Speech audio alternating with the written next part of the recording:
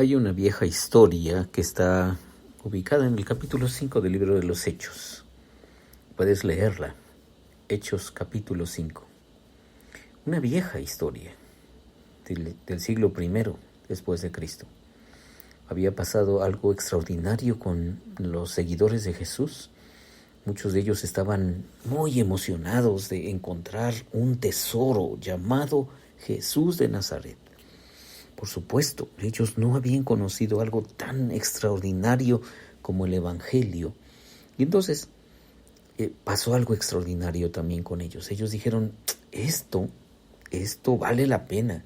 Hay que dar todo por el Evangelio. Así es que, según el relato de Hechos capítulo 4, los discípulos empezaron a llevar sus bienes a la iglesia, a los apóstoles. Les daban sus bienes y entonces decían, usen estos bienes para ayudar a las personas más necesitadas. Entonces, allí había un matrimonio medio envidiosillo, o muy envidioso quizá. Bueno, el caso es que estaba allí ese matrimonio viendo cómo personas llevaban sus bienes, lo ponían delante de los apóstoles y los apóstoles ayudaban a repartir estos bienes para que no hubiera necesidad entre las personas. Entonces ellos vinieron a su casa y platicaron y dijeron, ¿qué tal si nosotros también pues ayudamos con un poco para la necesidad de las personas, para la necesidad de los pobres? Y entonces pasó algo. Ananías y Zafira representan cuánto los humanos no confiamos en la verdad. Vendieron una propiedad que tenían y dieron la mitad del dinero a la iglesia, a los discípulos de Jesús, a los apóstoles. Pero le mintieron a Pedro y a los demás apóstoles, aduciendo que habían vendido la tierra por la cantidad que dieron. Dijeron los apóstoles, oigan, ustedes dos vendieron en tanto dinero la propiedad, y ellos dijeron, sí, claro que sí. Y entonces, ¿qué pasó? Pues la verdad es que era una mentira. No habían vendido en ese precio la heredad. Entonces, su pecado no estuvo en quedarse con una parte del dinero. Fue la falsa representación de la verdad. Su engaño resultó en muerte. Según el texto de Hechos capítulo 5, Ananías y Zafira murieron por haber dicho una mentira.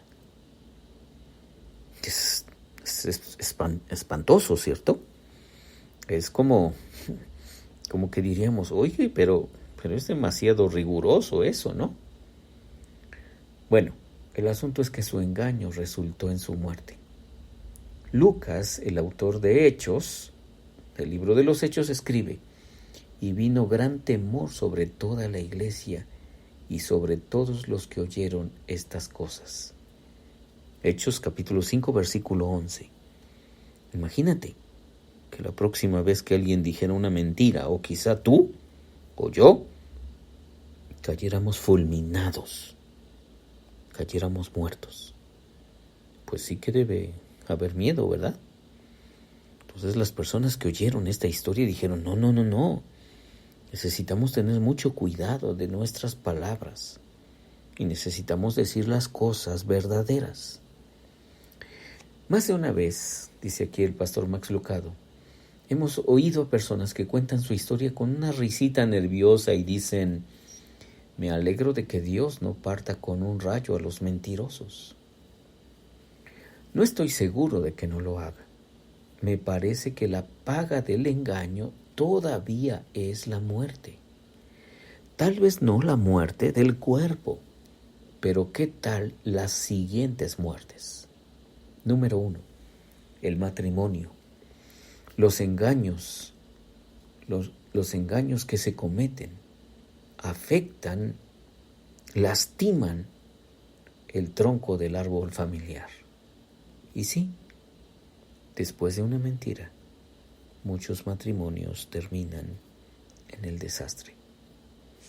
Número 2, la conciencia. La tragedia de la segunda mentira es que es más fácil decir que la primera. Tú dices una mentira y luego tienes que justificarla diciendo otra. Pero, pues ya no te afecta tanto porque ya dijiste una. ¿Verdad? Es peligroso decir mentiras. Sin embargo, pues a veces decimos, bueno, solamente esta mentirita blanca. ¿Qué tal está? Una carrera. Pregúntale al estudiante que fue expulsado por hacer trampas o al empleado que fue despedido por malversar fondos si la mentira no es fatal. Y te darás cuenta que sí. ¿Qué tal la fe? El lenguaje de la fe y el lenguaje de la falsedad tienen vocabularios diferentes.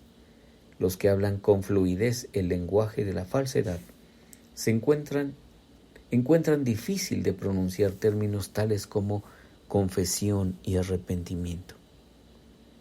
Sí, las mentiras son seductoras, nos sacan del aprieto, nos sacan del apuro. Podríamos hacer una lista de la muerte, de la intimidad.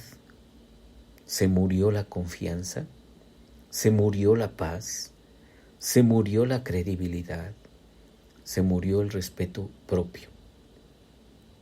Por eso es que todavía la paga del engaño es la muerte, la paga del pecado es muerte. Sí, se acaba la intimidad, se acaba la confianza, se acaba la paz, se acaba la credibilidad y el respeto propio. Pero tal vez la muerte más trágica que ocurre por el engaño es la de nuestro testimonio o nuestra confiabilidad. Sí. ¿Piensas tú que nuestros compañeros de trabajo van a creer nuestras palabras respecto a Cristo cuando ni siquiera pueden creer lo que decimos respecto a cómo manejamos nuestra vida, nuestra cuenta de gastos? Sí, porque si no decimos la verdad, si estamos siendo mentirosos, ¿cómo vamos luego a hablar de Jesús y hablar de Cristo y hablar de Dios? Parecería ridículo, ¿cierto? Entonces, ¿pensamos que Dios nos usará como sus testigos cuando muchas veces no decimos o no nos atrevemos a decir la verdad? Mira este ejemplo. Todo equipo de fútbol estudiantil tiene un jugador cuya responsabilidad es llevar a los demás jugadores la jugada que ha determinado el entrenador. Tú has visto estos equipos, ¿no? Especialmente los equipos de baloncesto o de fútbol americano, que uno de los jugadores viene con el entrenador y el entrenador le dice tal o cual jugada, tienen que desarrollar tal o cual jugada. Y entonces este jugador va y lo comparte con el resto de sus compañeros. Pero ¿qué pasaría si ese jugador no dice la verdad? ¿Qué pasaría si el entrenador pide que se lance un pase, pero el jugador dice que se patee la pelota?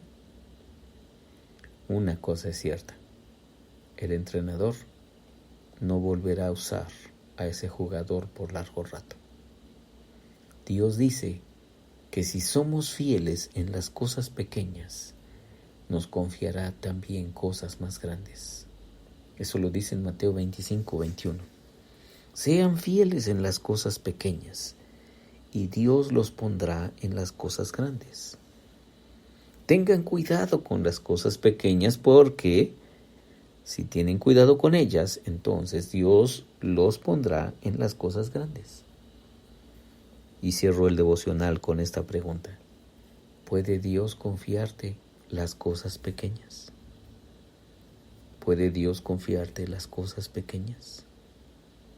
Soy Víctor Hugo Juárez y espero que este devocional sea de bendición para ti. Dios te bendiga.